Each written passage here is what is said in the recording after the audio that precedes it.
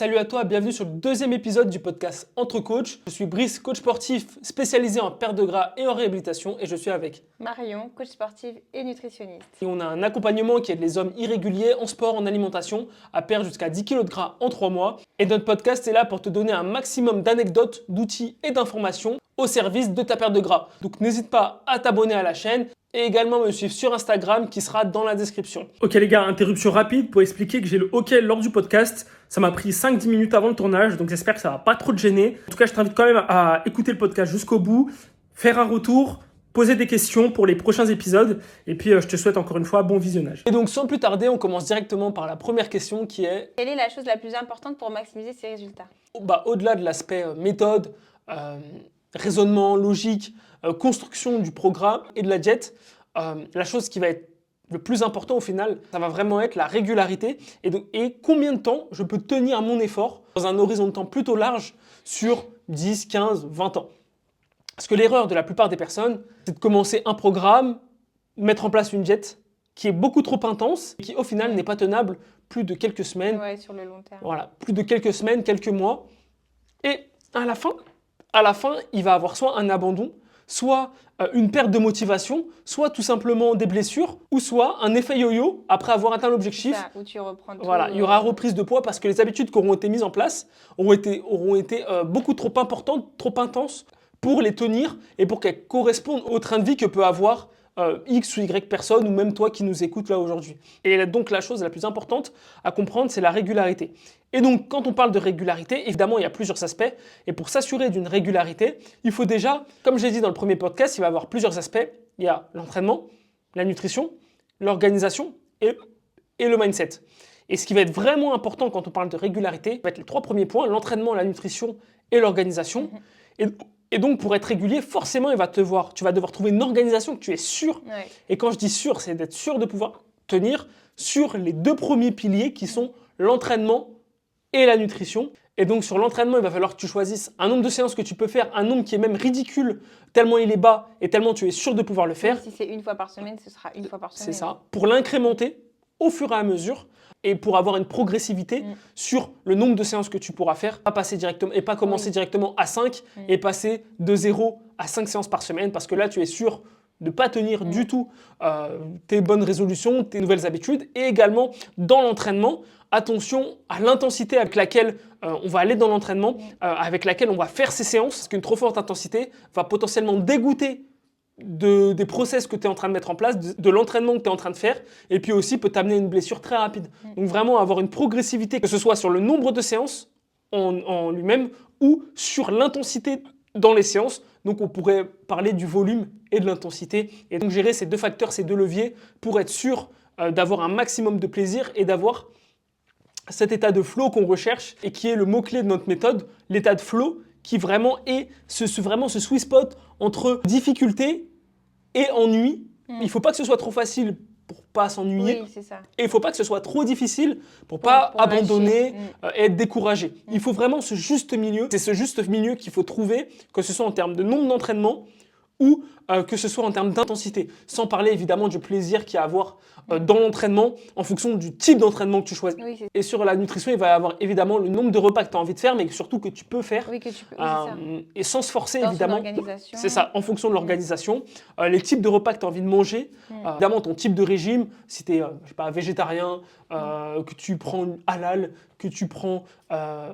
que tu manges tout, peu importe, voilà, c'est ça, que tu aies des préférences. Donc tout ça, c'est à prendre en compte pour être sûr en fait d'être régulier et de ne pas partir dans des diètes restrictives, s'entraîner, voilà, avec 7 entraînements par semaine, avec des intensités qui sont juste pas tenables, avec lesquelles tu ne peux pas du tout récupérer, et qu'au final, voilà, au bout de 3 semaines, tu as peut-être perdu 5 kilos, allez, peut-être 10 kilos, mais ça va surtout être du poids et pas du gras.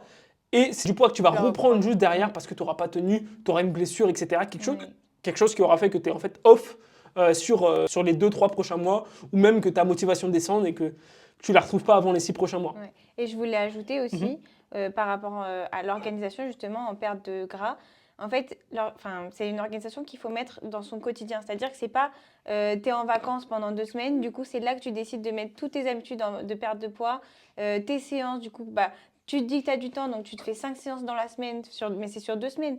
Et tu oublies dans ce moment-là qu'après, tu reprends le travail et que du coup, tu ne pourras pas faire 5 séances par semaine et tu vas te dire, ça y est, je ne peux pas aller à la salle autant que ce que j'avais prévu, je ne peux pas manger mes plats comme j'avais Ouais, il y a de prévu. la frustration qui va venir. Et là, tu vas vouloir arrêter, alors que si tu te cales tout de suite pendant que tu travailles, tu te cales tes habitudes, ou alors c'est les vacances, tu profites de ce tremplin, Voilà. mais Tu prends en anticipes, compte, voilà. tu prends en compte ton Mhm. travail, et Mhm. du coup, tu te cales vraiment, genre 2 séances dans la Mhm. semaine, tu t'y tiens, et tu sais, pas tu t'obliges, mais voilà, tu fais un pacte avec toi-même pour dire, quand je reprends le travail, je vais à mes 2 séances dans la semaine, je les fais, et je les tiens. Pareil pour le temps de marche que tu veux, enfin, tu vois, le nombre de pas ou le temps de marche que tu veux ajouter par jour, tes repas, combien de repas tu peux prendre, quelle sorte de plat, combien de temps tu peux passer dans la cuisine. Tu vas pas te fixer des repas qui prennent 1 heure à cuisiner si tu sais que Tu rentres à tu n'auras pas le temps, tu vois, 21h30 du taf, et que etc. tu n'as pas le temps de le faire en Mhm. avance.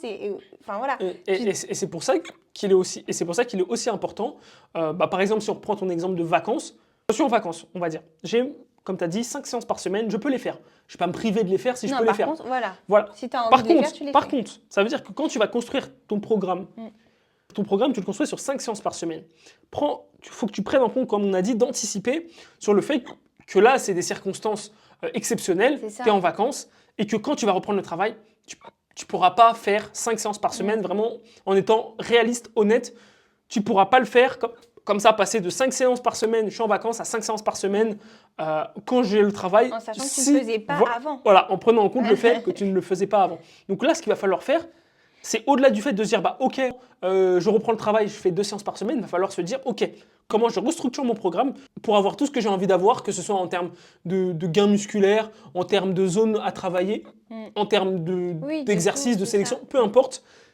Et du coup, remanier, restructurer le programme sur 2 séances. Et donc, ça veut dire que quand tu commences pendant les vacances ou pendant que tu as du temps, il faut prendre en compte le moment où tu n'auras pas de temps et déjà te construire un style de programmation parallèle. Par rapport à ça. Voilà, par rapport Mais à ça. même, Ouais. oui, tu peux le faire en parallèle ou simplement tu prends en compte l'heure à laquelle tu te réveilles le matin. Donc, si tu veux aller à la salle le matin, ben, prends en compte que si les prochaines semaines tu veux y aller le matin, tu te réveilles peut-être plus tôt parce que si tu te réveilles à la même heure à laquelle tu te réveillais avant de faire tes séances, enfin, voilà, c'est toute une organisation à caler. Et moi, je pense que le mieux, c'est vraiment tu as les 2 semaines qui arrivent de vacances ou même 1 semaine, hein, ça peut se faire sur 1 semaine. Tu te fais vraiment ton emploi du temps, mais tu sais que c'est un emploi du temps que tu vas pouvoir tenir. Parce qu'en plus, ça va te motiver en te disant, OK, bah là, je finis à 16h le travail, imaginons, je sais qu'à 17h, je suis à la salle, à 19h, je mange, et voilà. Et ça, c'est 2 fois dans la semaine, et je sais que chaque semaine, je vais pouvoir le faire. Et si jamais le lundi, je peux pas, bah, c'est pas grave parce que j'aurai le mardi pour le faire. Et voilà. Et en fait, c'est ça l'avantage d'avoir seulement, et de ne pas rester sur les 5 séances, comme on a dit, et on en a déjà parlé sur le premier podcast, mais l'avantage de ça, c'est quand j'ai que 2 séances à faire par semaine, j'ai 2 séances à faire sur 7 jours. Et donc le nombre de jours potentiels où je peux rater ma séance, il est juste multiplié. Alors que quand j'ai 5 entraînements par semaine, si j'ai raté un jour, il va falloir enchaîner certains jours. Et si j'en ai raté 2, il va falloir que j'enchaîne. Et après, la semaine, elle reprend derrière. Et ça, c'est très difficilement tenable quand on n'a pas l'habitude et quand on reprend, on va dire. Donc ça, c'est vraiment des points à prendre en compte pour rester régulier. L'organisation, l'entraînement, la diète. Et c'est vraiment l'organisation sur l'entraînement et la diète ensemble qui fait que vraiment on perd du gras, mais extrêmement facilement et durablement. Parce que si on se met dans des extrêmes, j'avais vu, je ne sais plus où ce que j'avais vu ça, mais il faut un peu voir ça comme une balance. Plus je vais aller d'un extrême, plus je vais aller de l'autre extrême ensuite. Et une balançoire en fait. Voilà, c'est ça. Et donc plus je vais mettre volume, intensité, fréquence, restriction dans la diète, plus je vais pousser fort donner un gros momentum à la balance, plus le retour va être terrible. Si je ne suis pas habitué, il peut me détruire. Alors que si je pousse, on va dire, pour rester dans la métaphore, je pousse la balance très légèrement et après j'augmente, je suis habitué et donc le retour, j'aurai l'habitude. Enfin, il n'y aura pas réellement de retour, mais dans l'image que je donnais, c'était vraiment le fait de faire attention sur les élans de motivation, sur les élans de bonne volonté, parce que des fois, ça peut être délétère Et surtout quand on passe cette phase-là de motivation qui peut durer 2 semaines, 3 semaines, jusqu'à un mois, après, là, on arrive vraiment du côté où on a perdu un peu les petites étoiles dans les yeux de début de perte de gras. Et que là, ralentit un peu sur... Oui, et au-delà de ça, on se rend compte qu'en fait, perdre du gras, je ne vais pas le perdre en un mois, je ne vais pas perdre 10 kilos en un mois. Et que du coup, même si je me suis fixé 3 mois pour perdre, comme nous, ce qu'on peut proposer, il me reste encore 2 mois. Et donc 2 mois, c'est rapide, mais c'est long. Ça reste 60 jours. Et donc, ça veut dire que le premier mois, il est passé, j'étais trop bien motivé, etc. J'ai perdu peut-être 4, 5, 6 kilos peut-être. Et là, on va rentrer dans une période où si tu as beaucoup perdu, peut-être que tu as encore ta motivation sur le deuxième mois.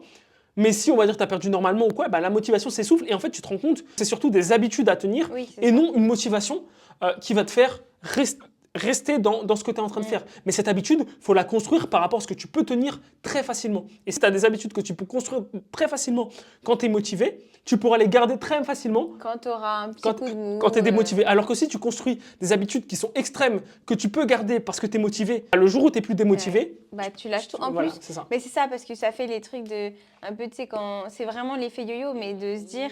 De motivation. Ouais, non, mais tu sais, vraiment, genre, j'ai eu vraiment un mois intense et tout, et tu as un jour, je sais pas, tu vois... un truc qui te... Je sais pas, tes potes, ils te disent, vas-y, viens, on va manger là. Et en fait, tu vas manger là, mais après, tu vas manger là, puis après, tu vas manger là. Tu redescends. Et en fait, tout d'un coup. C'est pas genre... c'est la balance que tu disais. C'est pas juste tes potes, ils t'ont proposé d'aller là, tu dis oui, et donc tu vas là. Mais par contre, derrière, tu sais ce que tu fais, tu sais comment réadapter ta journée ou ta semaine, etc. Non, là, tu fais ça, puis ça, puis ça, puis ça. Et en fait, à partir de là, tu relâches tout. Parce que tu te dis, en fait... J'étais hyper motivée. Là, on m'a proposé un truc, j'ai craqué, j'ai complètement merde, craqué. etc. Là, c'est fini. Genre, ça sert à rien de surtout, ce qu'il faut prendre en compte, c'est que déjà, la perte de gras, le fait d'être en déficit, c'est un stress sur le corps. Qui dit stress sur le corps, plus le stress va être intense et rapidement, en progressivité dans ce stress, plus le contre-coup. Et donc, là, ça peut démarrer d'un petit truc. Autant la motivation, le déclic a démarré, autant l'inverse peut se faire aussi sur une petite situation, une sortie, un déclic, et donc retourner dans les travers qui sont aussi forts que l'élan de motivation. Et on en revient à la balance que j'ai dit, il faut vraiment faire attention avec ces élans de motivation qui peuvent être vraiment contre-productifs et même dangereux en termes de santé, parce que si tu fais ça 1 fois, 2 fois, 3 fois, et que tu en es à ton, 5e yo-yo, ça commence à faire beaucoup, ça commence à être dangereux, et il y a potentiellement des choses au niveau métabolique qui sont changés. Qui vont être complètement changés. C'est ça. Donc attention à ça. En gros, il faut rester sur les bases, prendre les fondamentaux, que ce soit en nutrition et en entraînement, et continuer et mettre une progressivité. Après, dans tous les cas, les fondamentaux, il faut les connaître. Et ça, on y revient. Il faut avoir... je vais dire un mot qui est quand même grand, mais il faut être éduqué par rapport à ça. Oui, c'est ça. L'éducation. Oui, mais ça peut être l'éducation quand on dit que les gens ne sont pas éduqués. C'est tout de suite péjoratif. Moi, quand je le dis, ça l'est pas. C'est juste pour dire tu sais pas en fait. Oui. Ou tu sais pas tout. Tu connais pas.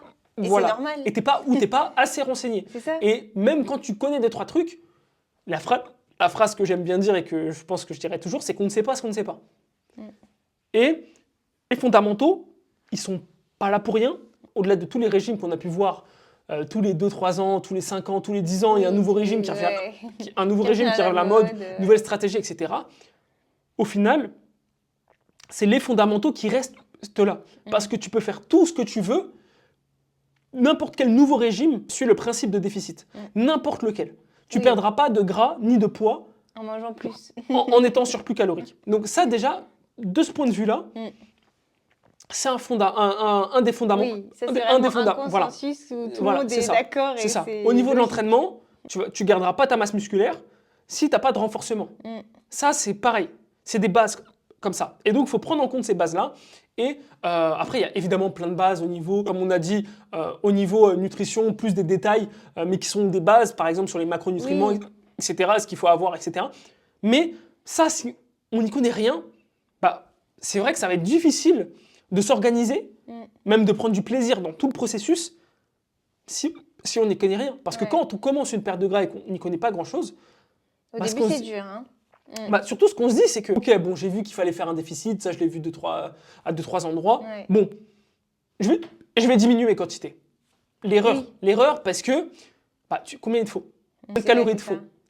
Et là, quand tu diminues, à combien t'es? Est-ce que tu es sûr d'être en déficit? Est-ce que ton déficit Et est pas pas trop trop important? Et en fait, tout ça, tous ces petits détails qui n'en sont pas quand on a les bases, ok, je sais combien de calories il me faut, j'applique un déficit, comment voilà, équilibrer mon c'est ça. assiette, donc je sais que dans tous les cas, dans ma journée, j'ai protéines, Voilà. glucides, Voilà, lipides. je sais que je suis à tant de calories, Oui, mon c'est déficit ça. il est à peu près à ça. Même si je ne veux pas calculer, moi aujourd'hui, je ne calcule pas, mais je sais Non. que je ne dépasse pas tant de calories parce que j'ai développé, on va dire, un regard et je sais tout ce que je mange. Je me trompe rarement. Par exemple, quand on m'envoie des repas, etc., qu'on me dit, bah, aujourd'hui j'ai mangé ça, ça, ça, ça, ça. Moi, en lisant comme ça, Oui, tu sais j'arrive, déjà.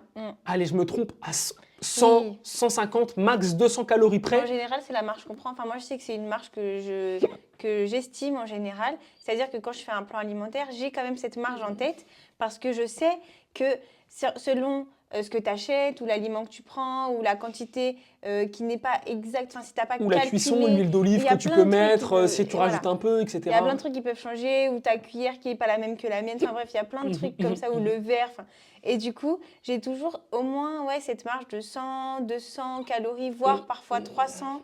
Quand je sais que sur je sais pas, une journée vraiment très basse en calories, bah, soit je vais vraiment demander à la personne d'être très précise sur ce qu'elle mange. Et comme ça, je sais que bah, dans ces cas-là, on peut vraiment faire un plan ultra précis et je sais ce que tu manges exactement.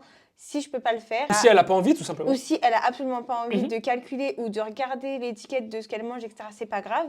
Mais moi, je sais dans le plan alimentaire que je lui fais qu'il y a ces 200, allez, 300 calories vraiment s'il le faut. Mais en général, c'est plus dans les 150, 200 calories, tu vois, estimées.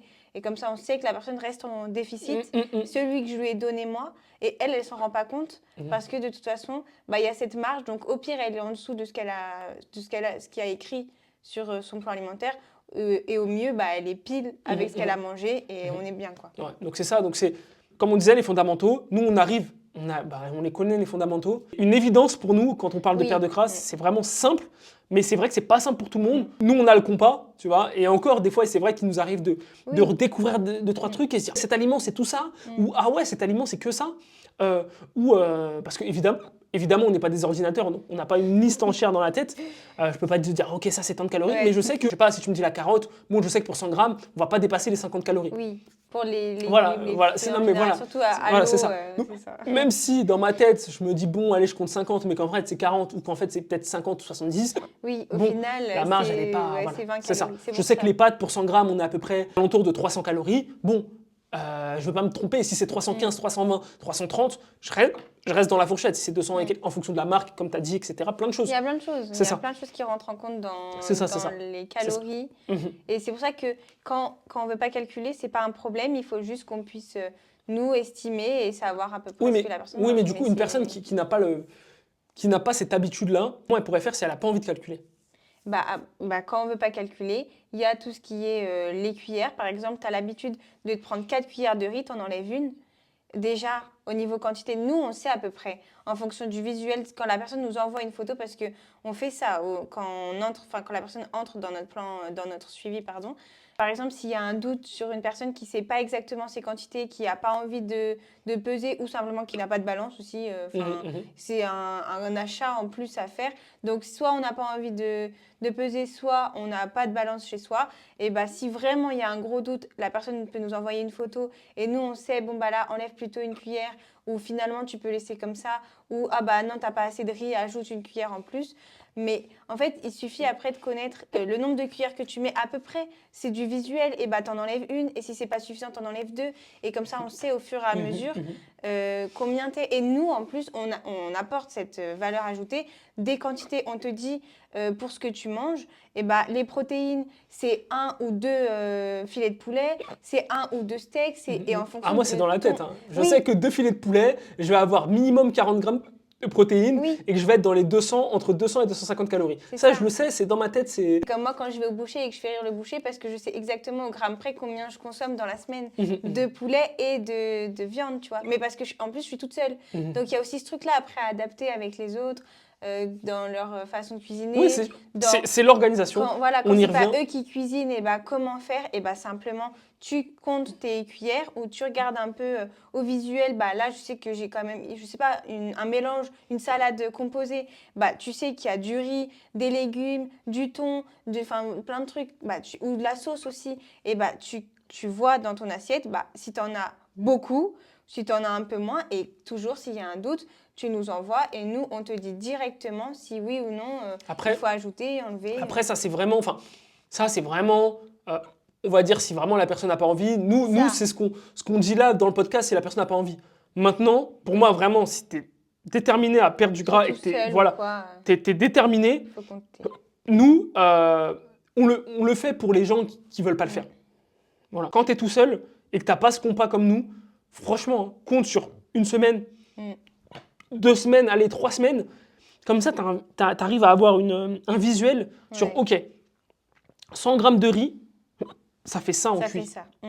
Ça fait ça. Dans mon assiette, ça rentre comme ça. Parce que même en fonction des assiettes, des fois, je sais pas, le rendu peut être un peu différent, ou de la cuillère, etc. Donc, ou des ustensiles, des récipients qu'on utilise pour mettre le riz, etc. Ou le bol quand tu mets tes pâtes crues. Enfin, moi, je sais que ça m'arrive de temps en temps, quand je change de pâte ou quand je n'ai pas le bol que je prends habituellement pour ces pâtes-là, je repèse quand même. Voilà, c'est ça. Et donc, je conseille quand même de peser pour avoir ne serait-ce que une image, une idée. Et je dis pas, encore une fois, de peser toute sa vie. Le but, c'est vraiment pas de faire ça. Parce que, encore une fois, on maintient sur le fait que la chose la plus importante, c'est l'adhérence et le fait de pouvoir tenir ce qu'on fait. Maintenant, peser une semaine ou 2, voilà. C'est pour moi. C'est pas difficile. Surtout quand on est tout seul. C'est indispensable. Après, nous, on le demande à le faire pour ceux à qui ça ne dérange pas, parce qu'on sera encore plus précis. Mais pour ceux qui ne veulent pas, ils nous envoient ce qu'ils mangent. Et après, nous, derrière, on réadapte, etc. Mais peser, quand on est tout seul, quand on n'a pas envie de se faire aider ou quoi, ou qu'on pense pouvoir se débrouiller. Regarde, moi, je sais que ça m'arrive encore quand j'ai des nouveaux aliments au niveau des quantités, je ne sais pas ce que ça représente dans mon déficit. Je savais ce que ça représentait avant, mais quand je comptais pas et quand je faisais pas attention et je sais que j'ai pas envie de revenir sur cette version-là de moi. Je sais que là, actuellement, je suis encore en déficit, en plus avec des objectifs. Quand j'ai un nouvel aliment que je connais pas et du coup, je sais pas ce que ça rend visuellement, que ce soit je sais pas, du beurre de cacahuète ou du pain, on sait pas. Et je sais qu'en général, j'ai quand même ma balance pas loin. Je pèse, ça me prend 30 secondes dans mon repas, tu vois, dans ma journée, ça me prend 30 secondes. Et après, au moins, je sais ce que j'ai dans mon assiette. Et moi, je peux regarder, je peux calculer ou je peux regarder vite fait sur Internet ce que ça représente. Et comme ça, je suis bien, tu vois. Et je pense que ça, c'est aussi important pour les personnes qui sont seules et qui veulent perdre du poids quand tu ne connais pas ce que ça représente, c'est un nouvel aliment ou tu n'as jamais acheté cette marque-là. Tu te rends pas compte, en fait. Tu réalises pas combien c'est dans ton assiette. Et franchement, tu sors ta balance vite fait.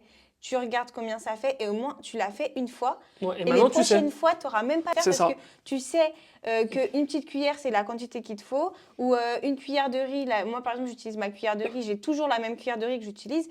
Je sais qu'une cuillère, c'est 100 grammes. Et de temps en temps, si j'ai un peu plus faim, je me rajoute une moitié de cuillère. Je suis à 125 et au moins, je suis bien, tu vois. Et après, on estime comme ça. Mais en général, il faut le faire une fois pour bien réaliser ce qu'il y a après. C'est ça que je dis. Et pour une anecdote personnelle, quand j'ai moi-même fait ma perte de gras, je ne pensais pas que je mangeais autant en termes de calories de riz. Parce que je me faisais des bonnes assiettes de riz. Voilà. Je me faisais des bonnes assiettes de riz, mais pour moi, allez, on était peut-être à 300, 400, 500 calories de riz. Et en fait, ma surprise, quand j'ai commencé à peser, et donc je savais combien il me fallait à peu près 150, 175 grammes de riz cuit. Et je me suis rendu compte, en fait, que moi, je mangeais déjà l'équivalent de 200 grammes de riz cru. Et donc, qui correspond à peu près à 500, 550, voire 600 de riz cuit. Donc, je mangeais 3 fois plus de riz que ce que j'aurais dû manger. Bon, après, là, j'étais en déficit, donc vraiment, l'écart est voilà.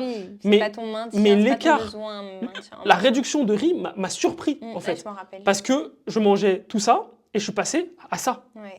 Et je me suis dit, ah ouais, je mangeais tout ça.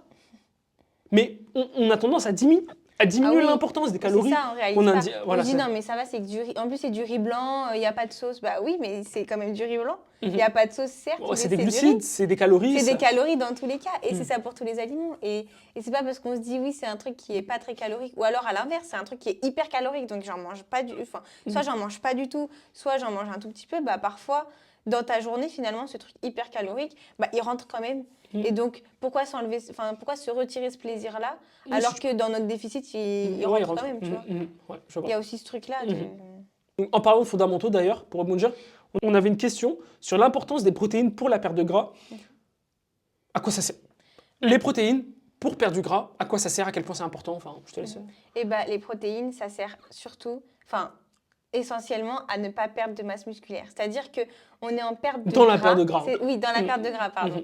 On est en perte de gras, on n'est pas en perte de poids. Ça veut dire que notre objectif, c'est de perdre le maximum de masse grasse, mais surtout pas de masse musculaire. On n'a pas envie. Voire même en construire, tu vois. Et en plus, voilà, fonction. on en construit en continuant à faire ou en ajoutant, pardon, en faisant un renforcement musculaire précis, etc. Voilà, en entraînement, bah là, on construit du muscle et surtout, on n'en perd pas. Et c'est là-dessus que c'est le plus important, c'est que les protéines, elles sont vraiment essentielles dans la construction du muscle et dans la conservation de la masse musculaire de base, en fait. Je rajouterais même sur le côté réhab, sur la préservation des tissus. Ouais. Ça limite les risques de blessures, ça permet une meilleure récupération. Vraiment, c'est essentiel. Musculaire, etc. Donc, vraiment, musculaire, ligamentaire. Ouais, c'est ça, les tissus. Quand je dis tissus, c'est vraiment tendons, muscles, ligaments. Voilà. Et c'est vraiment essentiel parce que là, en plus, on est en déficit. Donc, on est sur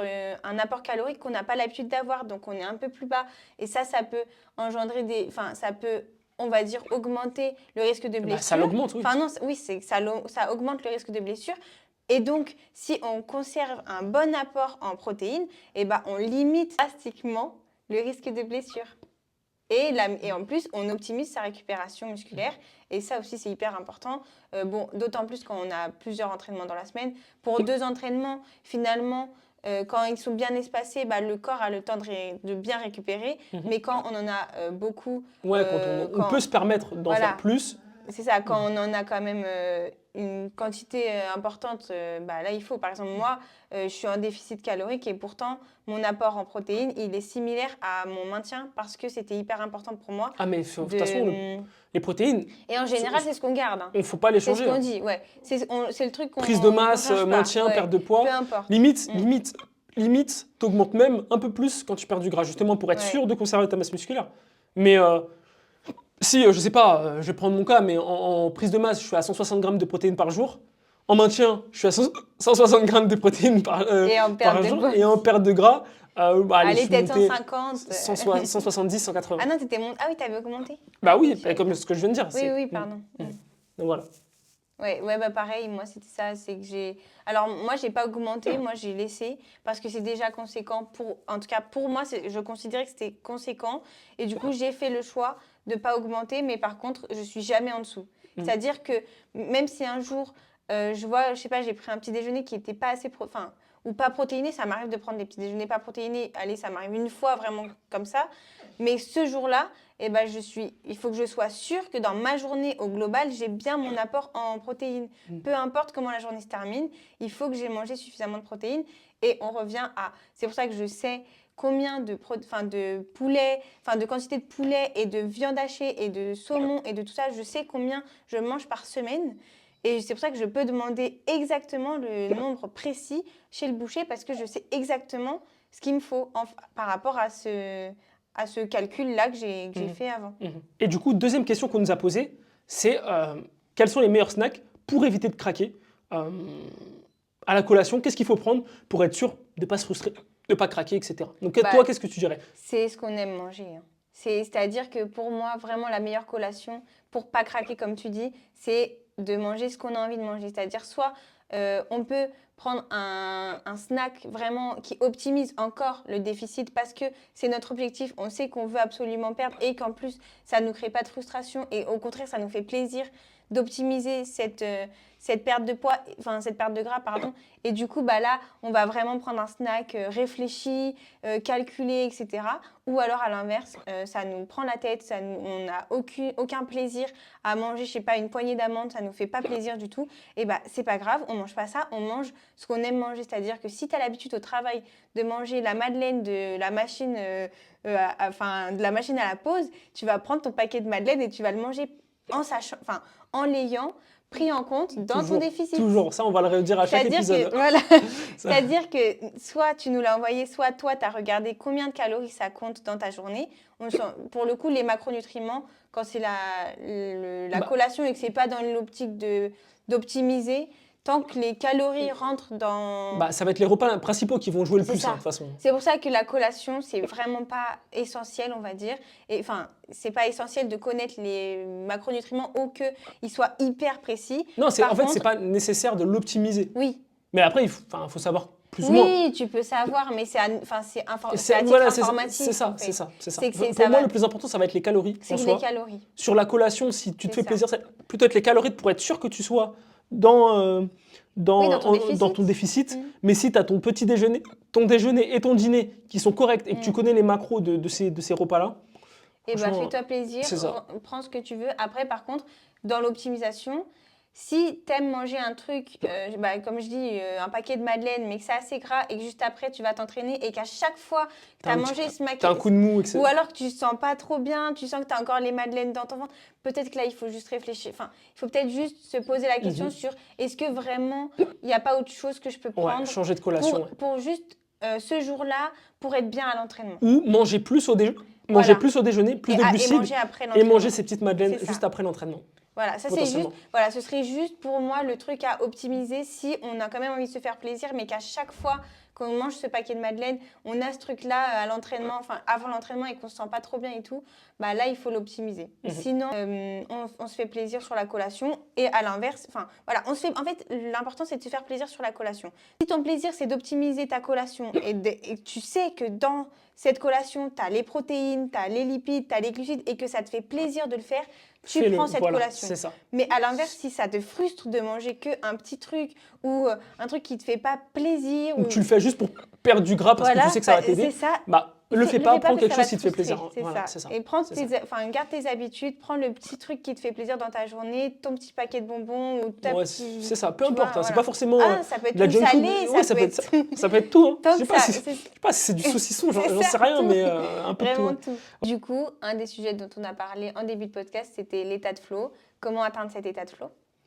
Comme j'ai dit au début, c'est un juste milieu entre la difficulté et la facilité.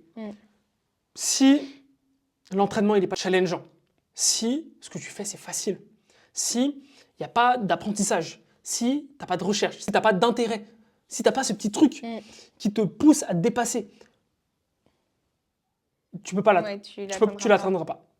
À l'inverse, si c'est trop dur, si tu en as marre, si tu appréhendes chaque séance, si chaque séance pour toi est une corvée, si tu es épuisé, tu prends toute ton énergie de la journée, si tu n'aimes pas du tout ce que tu es en train de faire. Ou ce que tu es en train de manger. Mais là, j'étais plutôt sur l'entraînement. Mais si, vraiment, dans tout cet aspect, t'aimes pas du tout, et l'autre, comme j'ai dit, c'est trop facile, c'est ennuyant, c'est impossible d'atteindre l'état de flow.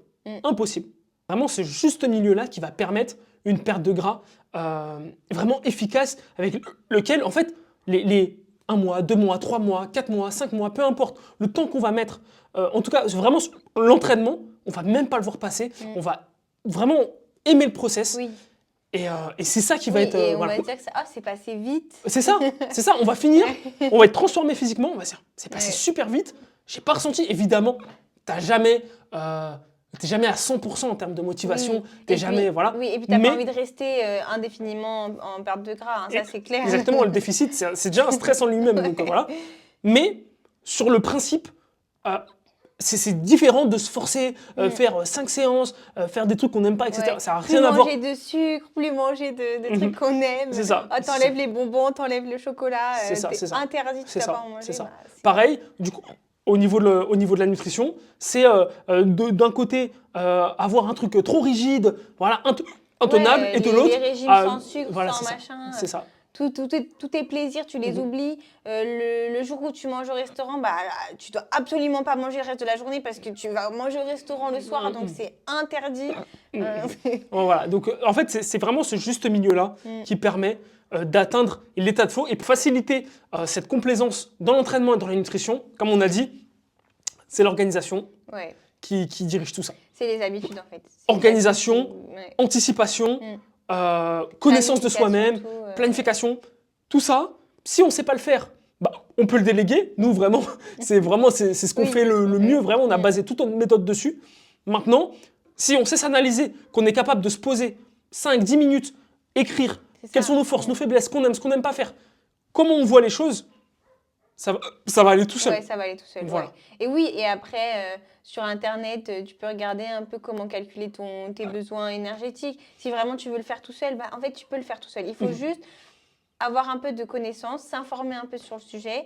Et après, ça se fait tout seul. Ouais. Et comme on a dit, comme tu viens de dire, faire une introspection de soi-même et l'écrire sur papier sur qu'est-ce que j'aime faire, de quoi j'ai besoin, combien de temps j'ai à pas disposition, faire. etc. Et voilà, tout. Ouais, c'est ça. Et là, tu peux te créer une perte de grâce. Nous, on a un questionnaire d'une 20aine de questions sur l'entraînement.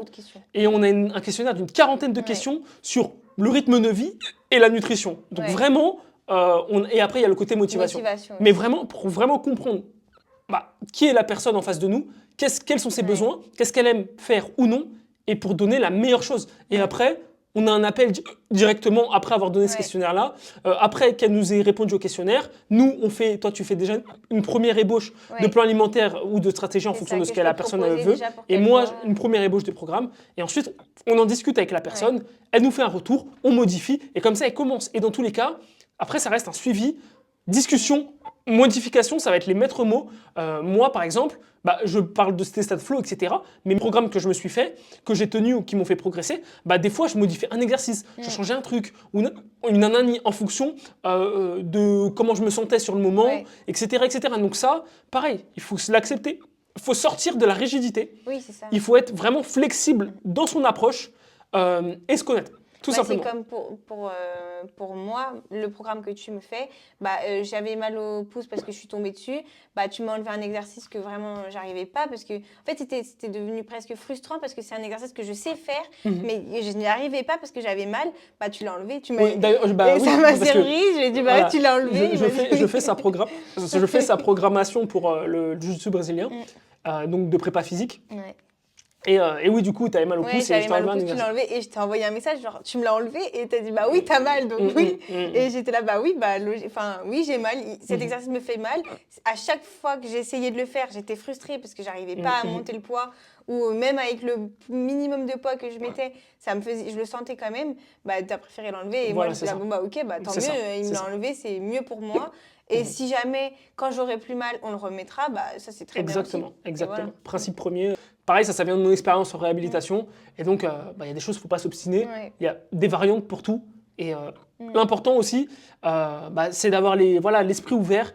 Et comme j'ai dit, de rester flexible. Voilà. Donc ça va être, je pense, le dernier mot. L'état de flow, c'est ce qui est le plus important. Il faut l'atteindre. C'est un concept, c'est le maître mot de la méthode. Et c'est un concept qui est vraiment important à comprendre.